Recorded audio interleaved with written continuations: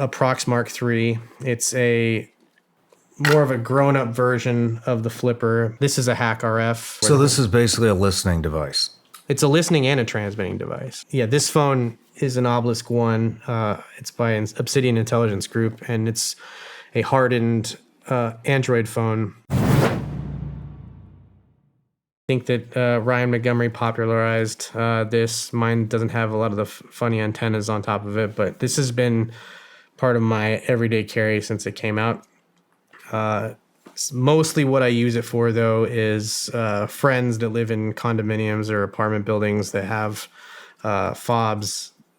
I just copy them so I can break into their houses with permission, of course. The other thing it'll do is it'll also write them. So usually apartment complexes and condo associations will charge like $30 to $100 just to have extras. But I can just make extras for my friends and just subvert the whole process. So it's a good thing.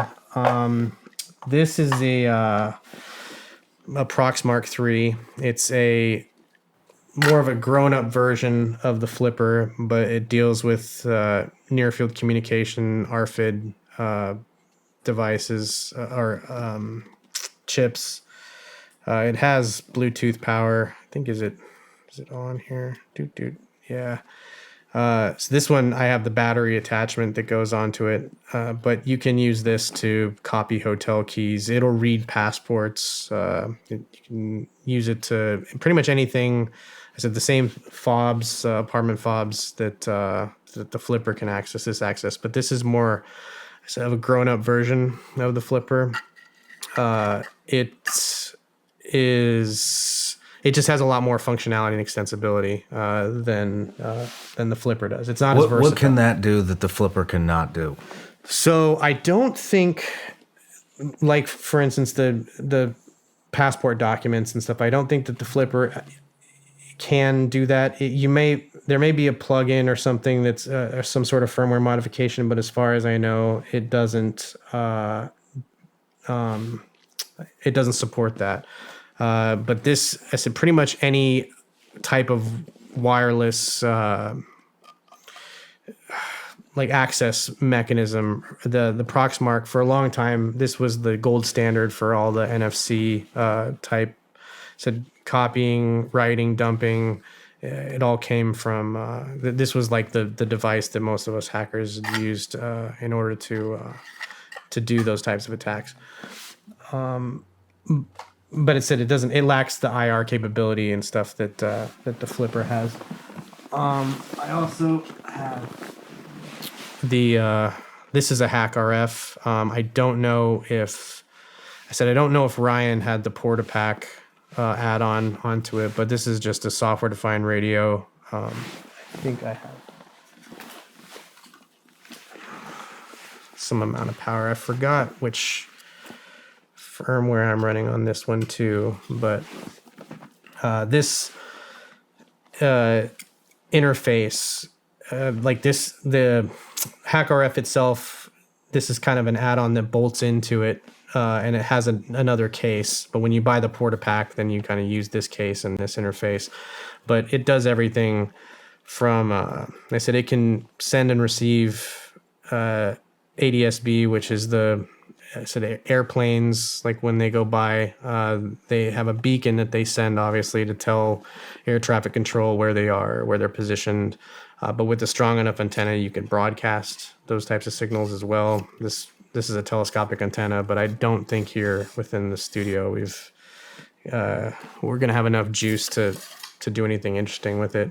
But this, I said, if you just think of this like an AM/FM radio, for all wireless bands, you could actually listen to AM and FM radio on this if you want, but you could tune to a TV, the analog television signals, not digital anymore. I guess you could technically if you had a decoder, but the firmware that's in the Portapack is different than the SDR, software-defined radio itself, is extensible like programmatically through.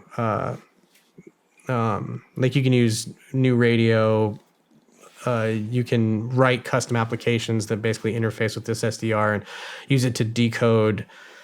I said P25, which is trunk to radio that police and fire and stuff use. It's encoded. POCSAG, which is, remember the old school pagers.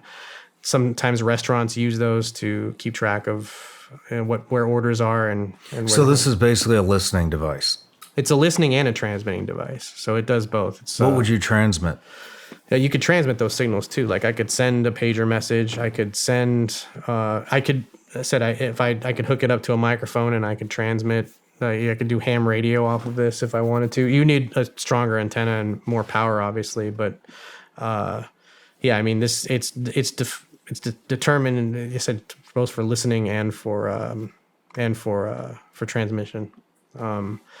Some of them are a bit like the RTL SDR is just built. It's a more of a dongle and it's built just for receiving. But the HackRF is used for both. But anything that goes over that you can't see is all wireless. Like all that technology is facilitated by some version of the electromagnetic spectrum. I mean, even infrared is just not visible light, but it's the same.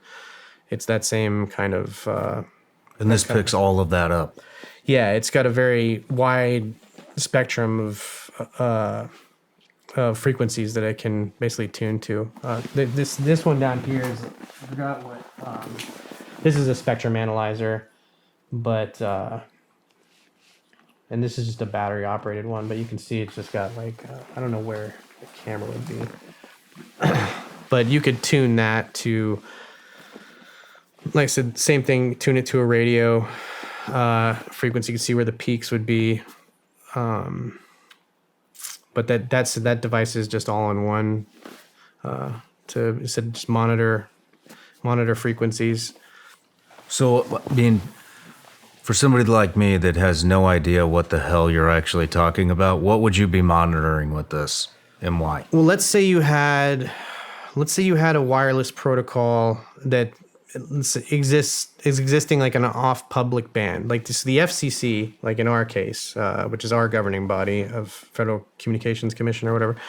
They have certain bands of frequencies that they've allocated for public use. So like the 900 megahertz band, like 2.4 gigahertz, 5 gigahertz. These are the things that wireless technologies exist on. But let's say there was a command and control channel that was happening in some low bandwidth frequency, let's say like 800 megahertz range or something, and I wanted to attune to that and pull out like the data, like what was going over it, analyze what type of data that was. I could basically tune to it the same way you tune a radio, and dump basically the whatever the signals that are going over that frequency.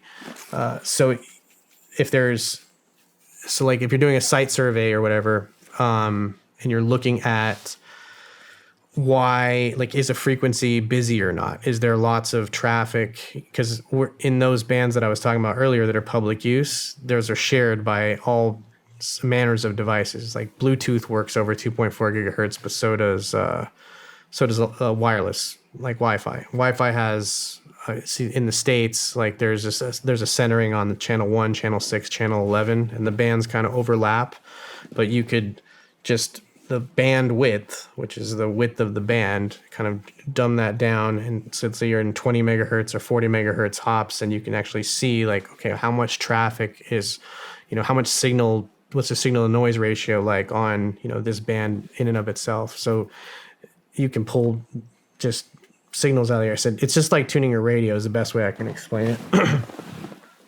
I'll shut that off. The other thing that I think I told you about is this, the phone that my buddy manufactures. Oh, sorry. But yeah, this phone is an Obelisk One.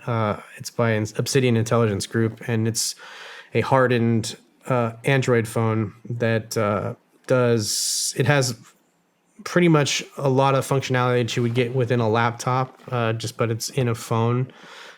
It runs a version of Linux. It runs like a penetration testing version of, how would I explain that?